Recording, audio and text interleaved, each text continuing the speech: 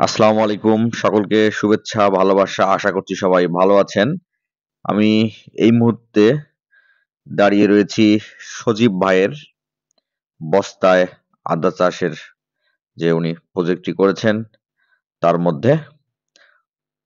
বলে রাখি, এই আদাগুলো বস্তায় উনি লাগিয়েছিলেন একবারে জুলাই মাসে, যখন আদা লাগানোর সময় শেষ হয়ে গিয়েছিল, তবুও তিনি পরীক্ষামূলক ১২০০ বস্তায় আদা রোপণ করেছিলেন।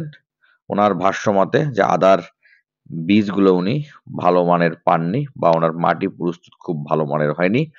চলুন আজকে দেখব যে ওনার বস্তায় কেমন আদা পাওয়া যাচ্ছে। উনি পরীক্ষামূলক একটি বস্তা নিলেন। এখন উনি দেখবেন যে তার আদার রেজাল্ট কেমন হয়েছে। তবে রেজাল্ট বলি যে খুব একটা আশানুরূপ হয়নি। আমরা গাছ দেখেই বুঝেছিলাম। দেখতে পাচ্ছেন যে আদা সংগ্রহ করা হচ্ছে, বস্তায় আদা চাষ। এটা হচ্ছে এই বস্তার সবচেয়ে বড়, কি বলে, কন্দ বলে এটাকে, আদা। আশা করা যাচ্ছে সম্পূর্ণ আদাটুকু ৫০০ গ্রাম পর্যন্ত হবে। দর্শকবৃন্দ, আপনারা দেখলেন যে বস্তায় আদা চাষের ফলাফল। আমি আগেই বলেছি এই আদাগুলোর সময় শেষ হওয়ার পরে লাগানো হয়েছে জুলাই মাসে। প্রথমবার অভিজ্ঞতা সংগ্রহ করেছেন। তার মতে যে বস্তাগুলোতে যে বীজ দিয়েছেন, বীজের কোয়ালিটি ভালো হয়নি।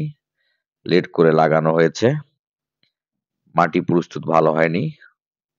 মাটিতে বালুর পরিমাণ বেশি হয়ে গেছে। তবে উনি এইবার শুধু অভিজ্ঞতা অর্জন করলেন। উনি একটি বস্তায় আদা সংগ্রহ করে দেখলেন, যেখানে প্রায় হাফ কেজির মতো আপনারা দেখতে পাচ্ছেন, যেখানে দেখা যাচ্ছে। পরবর্তীতে উনি আবারও বিশাল পরিসরে আদাগুলো রোপণ করবেন।